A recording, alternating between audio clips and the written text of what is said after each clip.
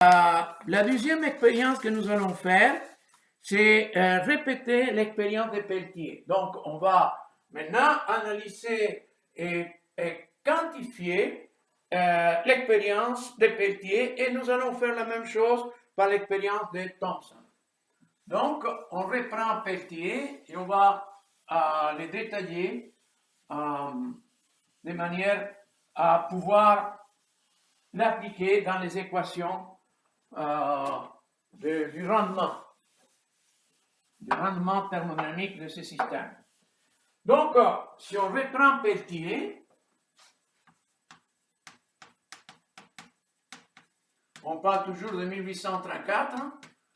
Donc, si on reprend Pelletier, qu'est-ce qu'il faut faire? Il faut faire presque la même chose, mais cette fois-ci, nous allons remplacer l'instrument par une batterie.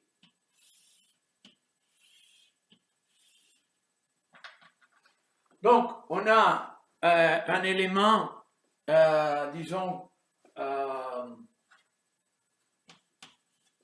B de chaque côté. Et nous avons l'élément A de l'autre côté.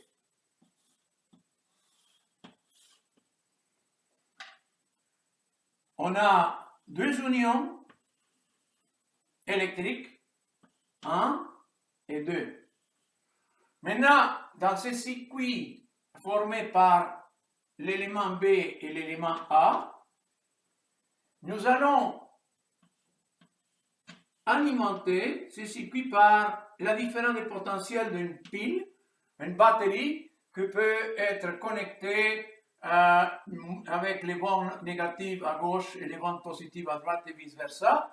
Et donc, le moment que nous avons une différence de potentiel appliquée au système, il y a certainement un courant électrique qui passe et ce courant électrique sera plus grand que 0. Donc, on vient de changer maintenant le type d'expérience. Donc, ce qu'on a fait par rapport à l'expérience antérieure, c'est remplacer l'instrument de mesure par une batterie et établir à ce moment-là un courant électrique qui passe à travers ces circuits dits électriques, étant donné que A et B sont des conducteurs électriques. Donc, qu'est-ce qu'on observe? On observe que selon la polarité de la batterie, ça veut dire la direction de circulation du courant électrique I, alors je peux avoir dégagement thermique et absorption thermique dans les unions. Et regardez bien que ici, je le mets de manière arbitraire, ça pourrait être les cas opposés, mais simplement, ça ne change pas la façon d'interpréter la phénoménologie. Donc, il y a donc ici diminution de température, la température décroît, et donc ça veut dire que l'union 1 se refroidit, et on dit à ce moment-là qu'il y a une certaine quantité de puissance thermique, Q point, qu'on appelle de Pelletier, pi, qui est une quantité qui est absorbée du côté 1. Donc on peut dire qu'au côté 1, il y a absorption de chaleur. Tandis qu'à l'union 2, on observe un accroissement d'entropie, de température, pardon, un accroissement de température, et donc on peut dire que l'union 2 cède à l'extérieur une quantité de chaleur dite de Pelletier dans l'union 2. Donc, pi représente la quantité de chaleur dégagée par unité de temps, donc puissance thermique, par l'effet Pelletier. Dans l'union 1, c'est Q pi 1, dans l'union 2, c'est Q pi 2. Donc, qu'est-ce qu'on observe? Et ça, c'est une observation absolument expérimentale, que la puissance thermique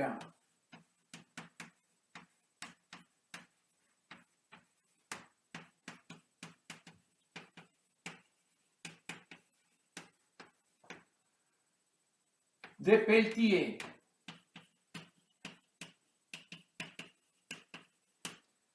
Q pi, donc exprimé en watts, est une fonction de l'élément A, de l'élément B, du courant électrique qui passe dans notre circuit. Maintenant, le courant électrique n'est pas zéro. Donc, le courant électrique est différent de zéro. Donc, la quantité de puissance thermique va dépendre du choix de A et B et certainement de la direction et l'intensité du courant électrique qui passe par le circuit. Donc, à ce moment-là, on dit que la quantité de chaleur due au phénomène Peltier est donnée par une propriété physique qu'on appelle pi de A et B, qui dépend de la température multipliée par le courant électrique qui passe par le circuit I. Donc, on introduit maintenant ici une nouvelle propriété physique, et cette propriété physique, on l'appelle le coefficient de Peltier, coefficient Peltier.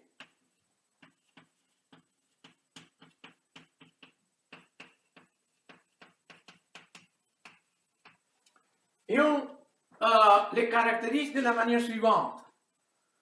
Si la quantité de chaleur est absorbée, donc dans ce cas, il y a absorption de quantité de chaleur, donc c'est la chaleur qui rentre dans notre système, doit augmenter l'énergie de notre système, donc on considère que quand c'est la chaleur qui est absorbée,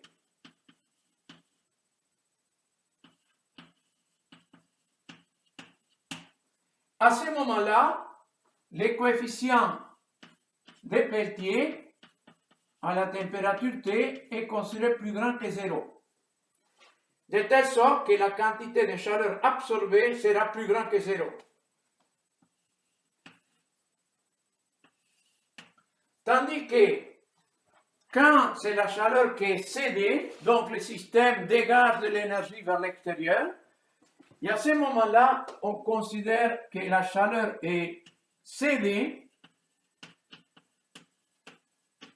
on les considère plus petit que 0, c'est une perte, et donc le coefficient de Peltier, qui dépend de la température, on les considère négatifs. Donc, on a maintenant observé expérimentalement que quand on ajoute un différent de potentiel produit par une batterie dans notre système, dans notre circuit électrique formé par un conducteur A et B, eh bien, il y a une union qui peut absorber de la chaleur, tandis que l'autre union va dégager une quantité de chaleur. On considère que le phénomène est complètement réversible, de manière que si je change la polarité de la batterie, donc la direction de la circulation du courant électrique change, et donc la quantité de chaleur change, mais ça va être toujours la même. De manière que on associe à cette quantité de chaleur par unité de temps, donc une puissance thermique absorbée ou dégagée, une fonction qui dépend des matériaux A et B et du courant électrique. Et donc, à ce moment-là, on introduit une nouvelle propriété physique de ces systèmes donnée par les coefficients de Peltier, de telle sorte que quand il s'agit de la chaleur qui est absorbée, donc c'est l'énergie qui rentre dans notre système, est considérée plus grand que 0, et donc le coefficient de Peltier sera considéré comme positif. Quand c'est la quantité de chaleur qui est cédée à l'extérieur, donc c'est une perte, on le considère négatif, et donc par conséquent, le coefficient de Peltier sera considéré comme négatif. Donc nous avons une autre équation à garder en mémoire. Et cette équation, on va l'écrire, on va la répéter, mais il faut la garder en mémoire parce que nous allons l'utiliser plus tard. C'est l'équation qui donne la puissance thermique échangée entre notre système et l'extérieur par l'effet Peltier, qui est égal à une propriété physique qui dépend de A et B de la température de l'union fois le courant électrique, avec certainement pi AB à des températures plus grandes que 0, donc la quantité de chaleur Peltier sera une quantité de chaleur absorbée par le système plus grand que 0. Chaleur par unité de temps, ça veut dire que c'est la puissance thermique exprimée en watts.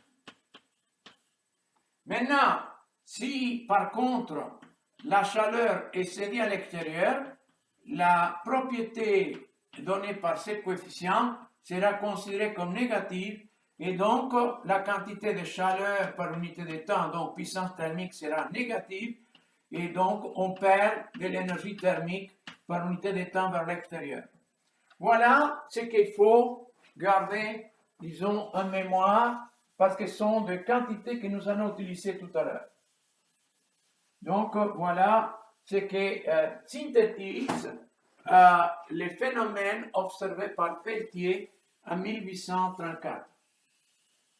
Et donc, il faut conserver ce système, cette équation avec la manière dont on évalue cette nouvelle propriété physique, qu'elle soit négative ou positive, pour faire des analyses plus tard. Maintenant, en 1851, Kelvin s'intéresse à ce que peut se passer dans un conducteur tout seul. Donc, on prend ce qu'on appelle l'effet de Thomson. On parle de 1851. Et donc, qu'est-ce que Thomson vient faire maintenant?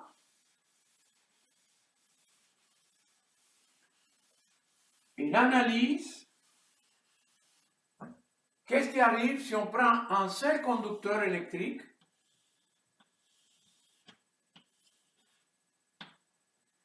assujetti à une différence de température le long du conducteur.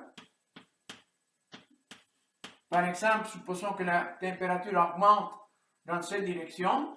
Donc, j'ai un axe ici, Z.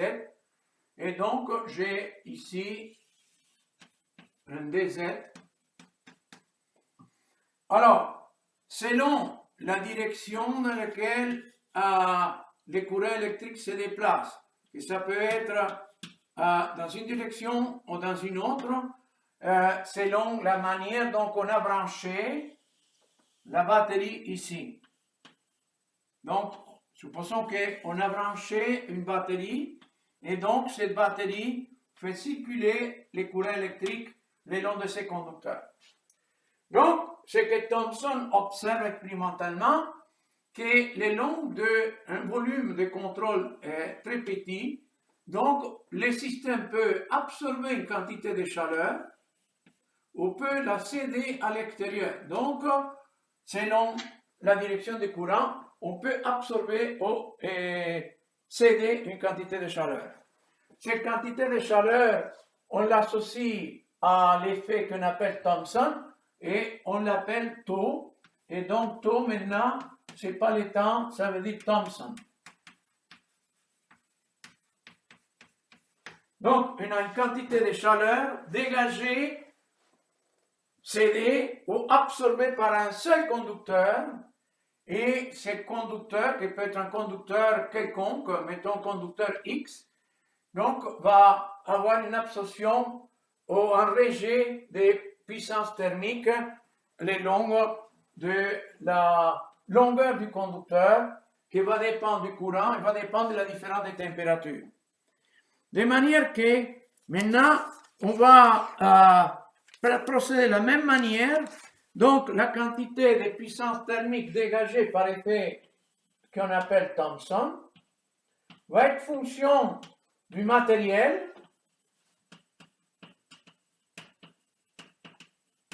Donc, dans ce cas, je l'appelle X, va être fonction du courant I, mais maintenant va dépendre de delta T, de la différence de température.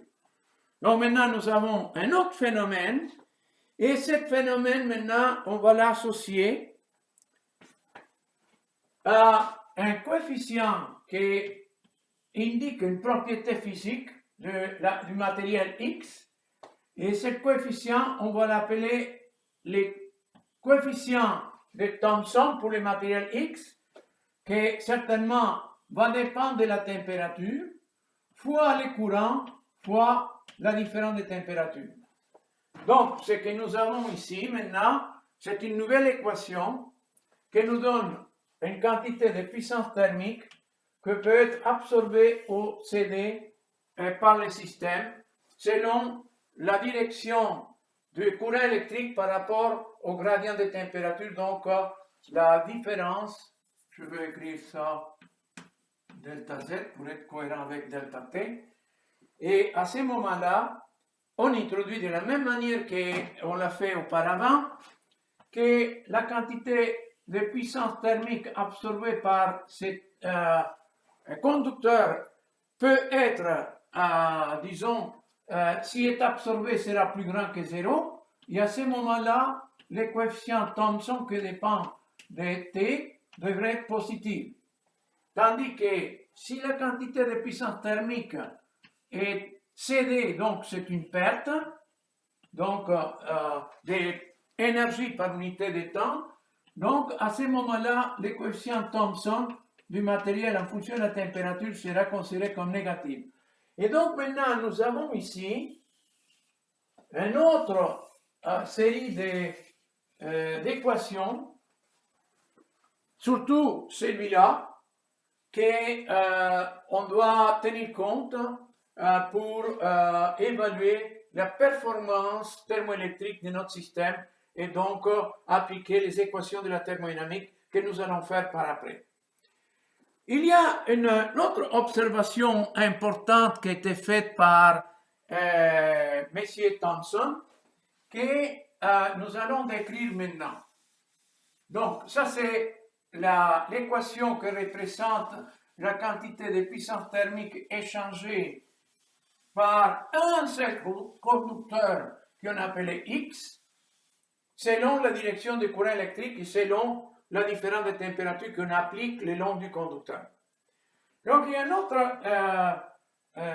disons, évaluation expérimentale et numérique qu'on peut faire. Je n'ai pas beaucoup d'écrits. Donc, alors, l'expérience, c'est qu'on appelle la loi du matériel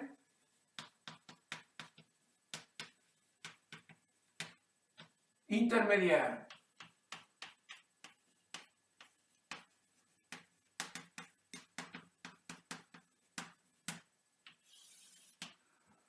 Donc, nous allons, disons, présenter cette loi qui est extrêmement importante pour qu'on puisse par après faire l'analyse thermodynamique d'une pile de conversion associée à ce type de phénomène. Ça veut dire la conversion de l'énergie thermique en énergie électrique ou de la puissance thermique en puissance électrique. Donc, regardons maintenant qu'est-ce qui arrive si on associe à notre série d'éléments A et B un autre élément, un élément qui peut être, disons, du cuivre, de l'aluminium, un autre conducteur électrique. Donc, prenons par exemple notre point de départ. Donc, le point de départ, c'était l'élément B. Et nous allons construire maintenant une série d'interconnexions, d'abord avec l'élément A. Donc, on a l'union AB de ce côté-là. Mais nous allons maintenant associer A et B avec un autre élément. Donc, je veux les faire de manière un peu plus appropriée. Donc, je prends toujours le même élément B, mais j'interconnecte maintenant A et B avec un troisième élément.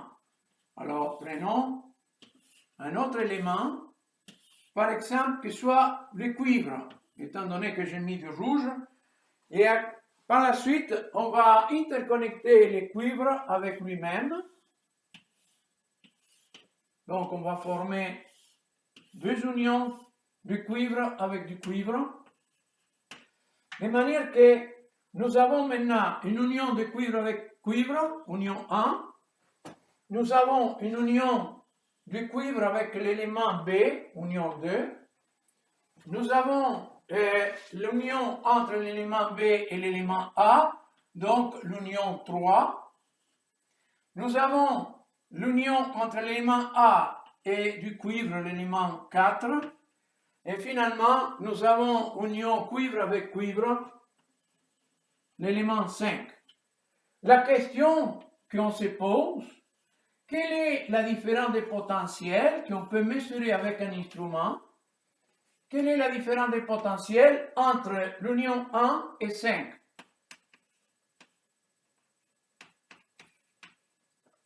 Donc, si je mets un instrument de mesure, quelle est cette différence des potentiels?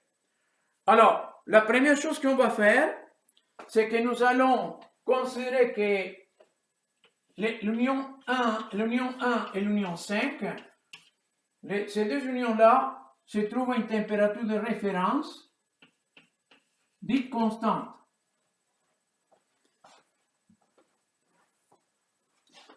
Et nous allons forcer l'union 2 et l'union 4 à être à la même température. Donc, je mets par exemple l'union 2 et l'union 4 dans un banc qui contient de la glace. Et donc, l'union 1 et 5 dans un autre, disons, récipient qui contient de la glace. Et je garde à ce moment-là une autre température constante de ce côté-là. Tandis que je chauffe, cette fois-ci, seulement l'union 3. Donc, la température 3 est plus grande que les températures de référence. Alors, quelle est la différence des potentiels que nous allons obtenir de ce système? Alors, pour calculer la différence des potentiels, nous allons utiliser la propriété qu'on appelle la puissance thermoélectrique qui me donne la variation de la différence des potentiels par rapport à la température quand les températures de référence sont constantes et quand le courant est presque zéro. Donc, je m'arrange pour que dans mon circuit, les instruments de mesure ne consomment presque pas du courant électrique et donc le courant électrique, je le garde presque égal à zéro. Donc, ce qu'il faut faire, il faut maintenant calculer l'intégrale. Donc, à partir d'ici, je dois calculer l'intégrale en utilisant la puissance thermoélectrique de Seebeck pour chaque paire. Donc, malheureusement, je n'ai pas de la place pour le faire, mais je vais l'exprimer maintenant. Bon, il faut regarder cette image en mémoire et on va appliquer l'intégrale de cette équation entre l'union 1, l'union 2, l'union 2, l'union 3, l'union 3, l'union 4, l'union 4, l'union 5. Donc, faisons ça et regardons ce qu'on obtient. Donc, la première différence des potentiels, c'est entre l'union 1 et l'union 2 que j'ai effacé. Et donc, je peux écrire que ça, c'est égal à V1 moins V2 égale à l'intégrale. Maintenant, je passe de la température TR à la température TR. Ça, c'est à l'union 1. Ça, c'est à l'union 2. De epsilon du cuivre dt, parce que j'ai que du cuivre ici. La différence des potentiels électriques entre l'union 2 et l'union 3. Alors, entre 2 et 3, qu'est-ce que nous avons? Nous avons la différence entre 2 et 3. Et donc, entre 2 et 3, nous avons l'élément que j'ai effacé, B. Donc, ça veut dire entre l'union 2 qui se trouve à la température de référence et l'union 3 qui se trouve à la température plus grande que la température de référence, j'ai epsilon dB qui dépend de la température certainement fois dt. Donc ici, tout ça dépend de la température. Donc j'intègre morceau par morceau. Après, la différence les différences des potentiels entre 3 et 4. Donc ça veut dire V3 moins V4 sera égal à l'intégrale. Maintenant, c'est la température à 3 moins la température à 4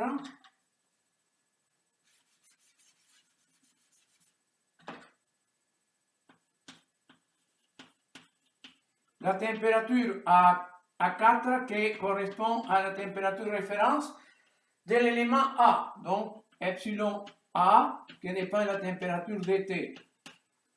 Et donc il me reste maintenant la différence des potentiels entre la union 4 et l'union 5. Ça veut dire V4 moins V5.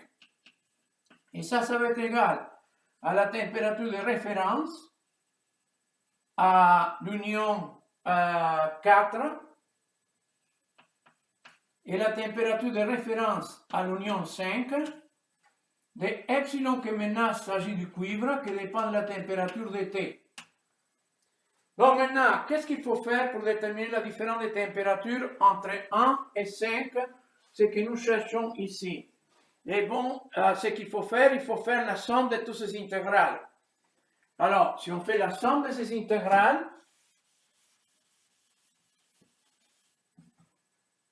si on applique la somme de toutes ces intégrales, donc on obtient que la différence de potentiel entre 1 et 5 est égale à V1 moins V2 plus V2 moins V3 plus V3 plus, moins V4 plus V4 moins V5.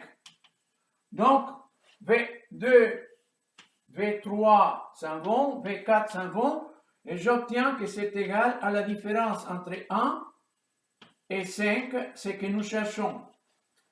Donc, ça veut dire que la différence de température avec un élément supplémentaire que c'est du cuivre dans ce système est fonction de toutes ces intégrales. Alors, quand on additionne les intégrales, qu'est-ce que j'obtiens?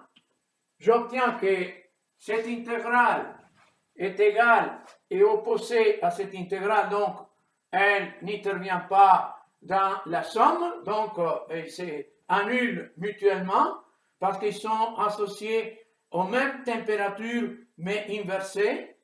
Et donc il me reste seulement la différence, la somme de ces deux intégrales. Ça veut dire l'intégrale entre la température TR à l'union 2 et la température T à l'union 3 de epsilon, donc les potentiels de Seebeck dt, plus l'intégrale maintenant entre la température T à l'union 3 et la température TR à l'union 4 de epsilon de B et epsilon de A dt. Donc maintenant, je vois que la température de référence à 2 est la même que la température de référence à 4. Donc, cette intégrale se transforme dans une différence, une intégrale d'une différence. Donc, ça veut dire que ce que j'obtiens, finalement, c'est que la différence de potentiel entre 1 et 5, ce que je cherche, est égale à l'intégrale entre la température de référence à 2 et la température T à la union 3 de epsilon, la puissance thermoélectrique de Seebeck à la température T, qui dépend de la température, epsilon de l'élément A qui dépend de la température, tout ça dt. Donc,